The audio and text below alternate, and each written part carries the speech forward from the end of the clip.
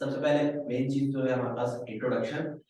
तो अब देखिए आपने अपने भाई अपनी क्लासेस हैं या फिर अपने कई कोचिंग सेंटर जाते हैं, कहीं भी जाते हैं, सही अपनी बुक्स है केमिस्ट्री की, सही तो उसके अंदर आपने ये पीरियोडिक टेबल तो जो है वो लाजमी देखा ही होगा। हमें कितने बच्चे हैं जिन्होंने ये चीज यानी कि टेबल जो है वो अपने क्लासरूम्स के अंदर या फिर अपने स्कूल्स के अंदर जो है वो लगा हुआ देखा है भाई? कितने बच्चे हैं, सबने देखा ये पीरियोडिक टेबल है भाई? आपके स्कूल्स में, आपके क्लासरूम में, सही है। और आपकी केमिस्ट्री की बुक है उसके अंदर एक, और जाहिर सी बात है चैप्टर टेबल के हवाले से, तो इस चैप्टर में भी सही है आपको एक टेबल जो है वो हर जगह पे जो है वो नजर आता है।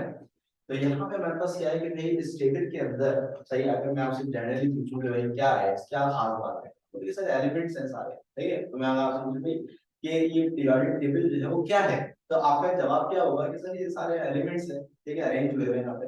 तो यहाँ पे भाई ये जो एलिमेंट्स हमारे पास अरेंज हुए हैं, सही, तो इसकी वजह क्या है, एलिमेंट्स को अरेंज भी करना पड़ा। ये जो हमारे पास 118 या 117 जितने भी एलिमेंट्स आज के वक्त में हमारे पास मौजूद हैं, इसको इस टेबल, इस टेबुलर फॉर्म के अंदर अरेंज करने की जो है वो जरूरत क्या थी? सही, ऐसे ही रहने देते, बस नाम के एक सीक्वेंस बना देते हैं कि भाई हाइड्रोजन है, लिथियम है, sodium, potassium, rubidium, caesium, francium, chlorine, chlorine, bromine, iodine, जितने भी एलिमेंट्स हमारे पास एक लिस्ट बना देते, बस याद रखते हैं। तो इसको इस तरीके से खास तरीके से ऐसे अरेंज करने की जो है वो क्या जो है वो जरूरत पड़ी, सही भाई? तो यहाँ पे इसकी वजह क्या है कि नंबर वन, हमारे पास जितने भी एलिमेंट्स यहाँ पे मौजूद हैं, इनमें कुछ एलिमेंट्स ऐसे हैं कि जिनकी प्रॉपर्टीज जो है वो क्या होती है, सिमिलर होती है, सही। उनकी प्रॉपर्टीज क्या होती है भाई, सिमिलर होती है। जैसे कि अगर मैं बात करूं यहाँ पे अपने पहले ग्रुप की, सही, तो इसके अंदर ये जो आपको हाइड्रोजन नजर आ रहा है, हाइड्रोजन है, फिर इसके बाद है lithium, sodium, potassium, rubidium, caesium और फ्रेंशियम। तो पहले ग्रुप के अंदर जितने भी एलिमेंट्स हमारे पास मौजूद हैं, इन सब की प्रॉपर्टीज जो है वो क्या होती हैं, सिमिलर होती हैं, यानी कि इनकी प्रॉपर्टीज जो है वो रिपीट हो रही होती है, सही।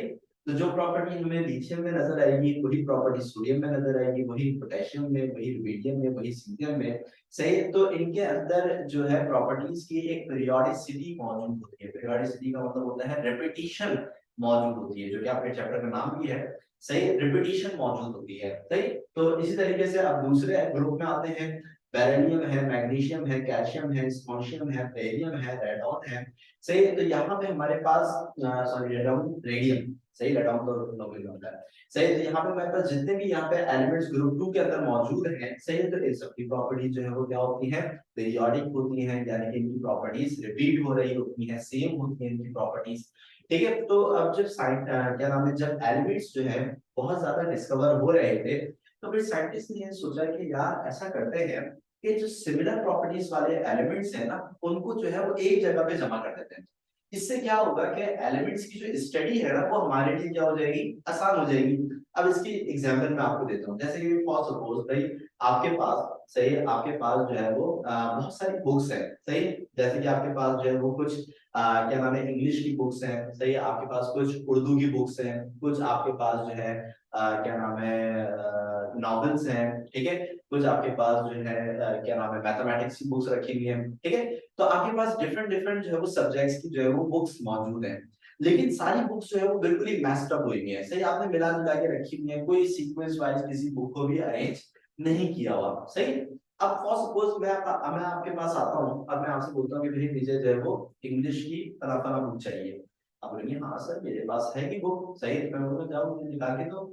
अब जब आप अपने उस स्टैक में जाएंगे, सही, तो आप ये देखेंगे सारी बुक्स तो आपस में क्या हुई है, मिली हुई है, सही है, सही, सब मिक्स अप हुई है, सब मैच्ड अप हुई हुई है। तो आपको क्या होगा कि भाई वो जो स्पेसिफिक बुक मुझे चाहिए इंग्लिश की, सही है, आप उसको हर जगह तलाश करेंगे, सही है। आप जो है वो उर्दू की बुक के अंदर भी हो जाएंगे, देखेंगे इसके नीचे तो नहीं लिखी हुई नहीं, सही है। आप मैथ्स की बुक के अंदर चाहिए मुझे इंग्लिश की बुक, सही है, आप हर जगह उसको क्या करेंगे, तलाश करेंगे, सही है। तो यहाँ पे हमारे पास क्या है कि अगर हम चीजों को ऑर्गेनाइज फॉर्म के अंदर नहीं रखते, तो फिर उस चीज को ढूंढने में, सही है, हमें क्या होती है, भी परेशानी होती है, सही। लेकिन अगर हम यही क्या करते हैं भाई, अगर हम ये करते हैं कि भाई तमाम जितनी भी हमारे पास बुक्स है, सही, उसको हम एक जगह पे ऑर्गेनाइज फॉर्म के अंदर रखते हैं, भाई इंग्लिश की बुक एक जगह पे, उर्दू की बुक्स एक जगह पे, मैथ्स की बुक्स एक जगह पे, सही। तो इससे क्या होगा कि अगर मैं आपको जाके बोलूँ कि मुझे इंग्लिश की बुक चाहिए, तो आप मैथ्स के जो है वो कॉलम में नहीं जाएंगे, आप उर्दू के कॉलम में नहीं जाएंगे, आप किसके कॉलम में जाएंगे, सिर्फ और सिर्फ इंग्लिश के कॉलम में जाएंगे, और वहां से इंग्लिश की जो भी मुझे रिक्वायर्ड होगी वहां से निकाल के मुझे दे देंगे। तो यही चीज जो है वो साइंसदान जो साइंटिस्ट हैं, केमिस्ट हैं, वो यही चीज जो है वो क्या नाम है, एलिमेंट्स के साथ भी करना चाहते हैं। उन्होंने इनका ये था कि भाई वो ये चाहते हैं कि भाई वो एलिमेंट्स जो जिनकी प्रॉपर्टीज जो है वो क्या होती है भाई, सिमिलर होती हैं, उन एलिमेंट्स को एक जगह पे जमा कर दें। तो हमें जब किसी भी एलिमेंट की कोई भी एलिमेंट हमें रिक्वायर्ड होगा, तो हम पूरे एलिमेंट्स को नहीं छांटेंगे, हम सिर्फ उस स्पेसिफिक ग्रुप के अंदर जाएंगे और उस एलिमेंट्स को यहाँ से क्या कर लेंगे, पिकअप कर लेंगे।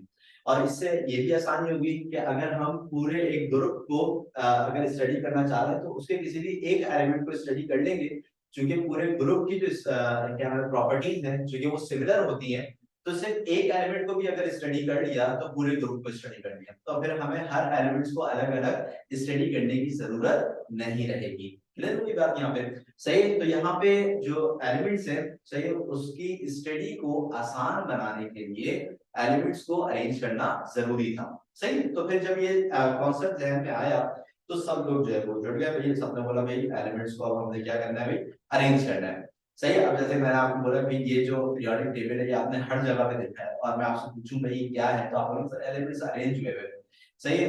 लेकिन इसके पीछे काफी सारे साइंटिस्ट, काफी सारे केमिस्ट की जो है कंट्रीब्यूशन, एक बहुत लंबे अरसे तक एक कंट्रीब्यूशन मौजूद है, जिसने हर आने वाले दौर के अंदर उन एलिमेंट्स को अरेंज करने की कोशिश करी, सही। फिर होता क्या था कि कुछ सालों बाद, कुछ वक्त बाद उनका जो कॉन्सेप्ट है वो ऑब्सोलीट हो जाता था, फिर कोई नया साइंटिस्ट आता था, वो अपने मुताबिक एलिमेंट्स को अरेंज करता था, फिर इस तरीके से करते करते करते आज ये हमारा जो मॉडर्न पीरियोडिक टेबल है ये मुकम्मल तौर पे अरेंज हुआ हुआ है, सही।